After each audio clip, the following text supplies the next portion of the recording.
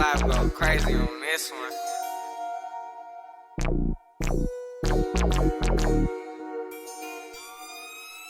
Child.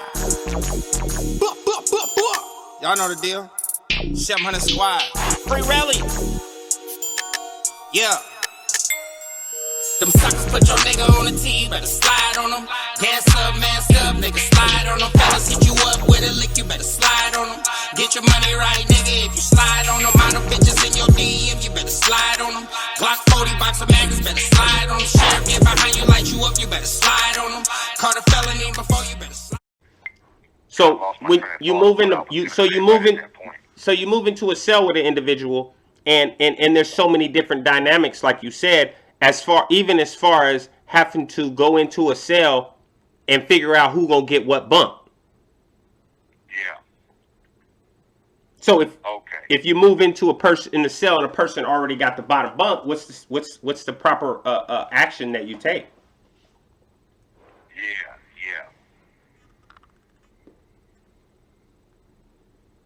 Are we ready? Yeah, we already rolling. Oh, okay. Yeah, that's why I was like, why does he keep saying that? Okay, all right. Okay. So in the old county, you know, they used to have tanks, and with the tanks, there was only a certain amount of bunks, right? But because of this era, the jail was always full, and they always had more bodies in a tank than there were bunks. So somebody was putting their mattress on the table and sleeping on them long-ass tables, or somebody was sleeping on the floor. Right. You know, protocols stated that, hey, look, man, if somebody comes in and you already know that this cat got more G status than you got, you kind of should get that bunk up. Right. But if you don't, anybody can challenge anybody over anything. And cats would step to you and be like, hey, I need that bump, man. And now that he had to step to you in this way, you can't just surrender it. You would need to defend it. Because if you didn't, that sent a message too. So it would have been much better to just surrender it. And sometimes that didn't happen. Okay. So you're going through the... But that was good. I brought that up because that was good training for the pecking order and the hierarchies that structure prison life and how one survives in prison. You got to understand where you at on the ladder. And many an individual has succumbed to bad consequences because they assumed that they were higher on the ladder than they really were. Absolutely. Or they just had somebody under them that was more ambitious than they were. Right. So you go through the county. Anything eventful? Any kind of stories you could share that you don't care about sharing? Well, you know, I can share them. I just don't share the names. Absolutely. There was an event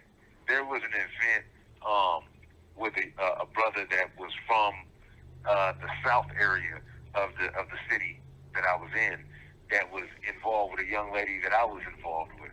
Oh. So my partner, we'll call him Bub. My partner Bub was in the county jail with this cat before I caught my case, and the cat was in there bumping his gums about what he was going to do to me the next time he saw me over this female. Right. And you know, no disrespect to this particular young lady, but I wasn't even interested in her like that. You know? Right. He was actually married to somebody else, so I don't even know what he was tripping on. Yeah. But once again, conflicts start and they don't happen over the actual thing. It's the respect or the perceived respect behind the thing. So I would my boy would call from the county and I'd accept the call because I was holding him down. He was righteously one of my stomp down partners, man. So he would call and he'd say, hey man, you know so and so's in here talking about what he gonna do to you when he see you over Lil Mama. Oh, okay. And I'd just be like, okay, just let him know, you know, I'll see him when I see him. So lo and behold, when I catch the case that eventually is gonna send me to prison, they send me to the exact same tank where my partner is and where he is. And all the bunks are taken. So off top, I know which bunk I want to challenge for. Right. So I roll over and my boy, jumping up and down and clapping and giggling like a schoolgirl because he already knows what's about to happen. Right. So I roll up on him and I tell him, hey, man, yeah, man, I think I need that bump, man.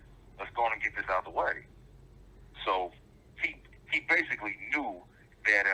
this call and your telephone number will be monitored and recorded.